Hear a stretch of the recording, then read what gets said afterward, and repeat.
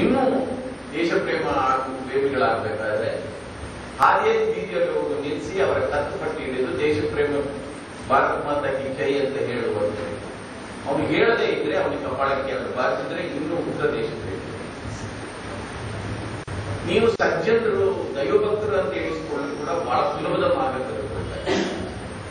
ನೀವು ಉಪವಾಸ ಮಾಡಬೇಕಾಗಿಲ್ಲ, ಏಕಾದಶಿ ಮಾಡಬೇಕಾಗಿಲ್ಲ, ತೀರ್ಥಯಾತ್ರೆ ಮಾಡಬೇಕಾಗಿಲ್ಲ, ಬೆಟ್ಟ ಹತ್ತಬೇಕಾಗಿಲ್ಲ, ಕಾಡು ಹತ್ತಬೇಕಾಗಿಲ್ಲ. ನೀವು ಯಾವುದೋ ಒಂದು ದೇವಸ್ಥಾನಕ್ಕೆ ಬೆಳ್ಳಿ ರಥವನ್ನು ಕೊಟ್ರೆ, ಇಲ್ಲದ್ರೆ ಯಾವುದೋ ಒಂದು ದೇವಸ್ಥಾನಕ್ಕೆ ಇನ್ನೊಂದು ದ್ವಾರ ಕೊಟ್ರೆ, ಒಂದು ದೊಡ್ಡದಾಗಿ ಅಷ್ಟಮಂಗಲ ಸತ್ಯನಾರಾಯಣ ಪೂಜೆಗಳನ್ನು ಮಾಡಿಬಿಟ್ರೆ, ನೀವು ಎಂತ ಪಾಪಿಸ್ಟ್ರೇ ಆಗಿ ಬಾಂಬೆಯಲ್ಲಿ ನೀವು ಬೇಕಾದ್ರೆ ರೆಡ್ ಲೈಟ್ ಏರಿಯಾ ನಡೆಸ್ತಾರವರಾಗಿದೆ, ನನಗೆ ಹೆಸರುಗಳನ್ನು ಕೂಡ ಇರುತ್ತೆ. ಅವರು ಊರಿಗೆ ಬಂದು ಮಹಾನ್ ದೈವಭಕ್ತರು ಸಜ್ಜನರ ಈ ಸುಲಭದ ದಾರಿಗಳೆಲ್ಲವೂ ತೆರೆದುಕೊಳ್ತಾ ಇರುವಾಗ ಒಂದು ಸಿದ್ಧಾಂತಕ್ಕೆ ಬದ್ಧರಾಗಿ ಹೋರಾಟದ ಮೂಲಕ ಈ ಸಮಾಜದಲ್ಲಿ ಒಂದು ಬದಲಾವಣೆಯನ್ನು ತರಬೇಕಂತ ಅವರು ಕಚ್ಚಿ ನೆಲ ಕಚ್ಚಿ ನಿಲ್ಲುವುದಿಲ್ಲ. ಅದು ಬಹಳ ಕಷ್ಟದ ಕೆಲಸ. ಅಂತ ಕೆಲಸವನ್ನ ನಮ್ಮ ಡಿವೈಎಫ್ಐ ಇವತ್ತು ಮಾಡ್ತಾ ಇದ್ದಾರೆ ಎನ್ನುವ ಕಾರಣಕ್ಕಾಗಿ ನಾನು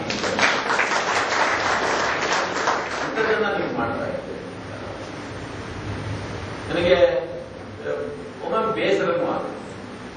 ನನ್ನ ವೃತ್ತಿ ಜೀವನದಲ್ಲಿ ನಾನು ಬಹಳಷ್ಟು ವಿದ್ಯಾರ್ಥಿ ಸಂಘಟನೆಗಳನ್ನ ಹೊಂದಿದ್ದೆ.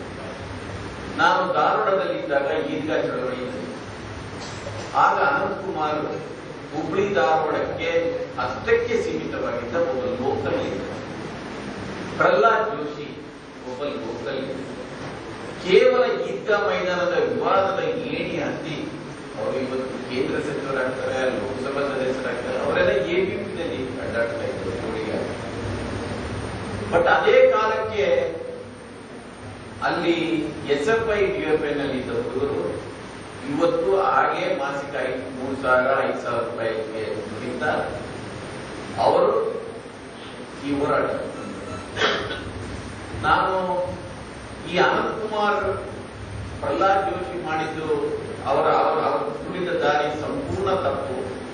ಇಲ್ಲಿದ್ದರೆ ಎಸ್ಎಫ್ಐ ಡಿಎಫ್ಐ ನವರು ತುಳಿತಾ ಇರುವ ದಾರಿ ಸಂಪೂರ್ಣ ಸರಿಯಾಗಿದೆ ಅಂತ ನನಗೆ ಇತ್ತು.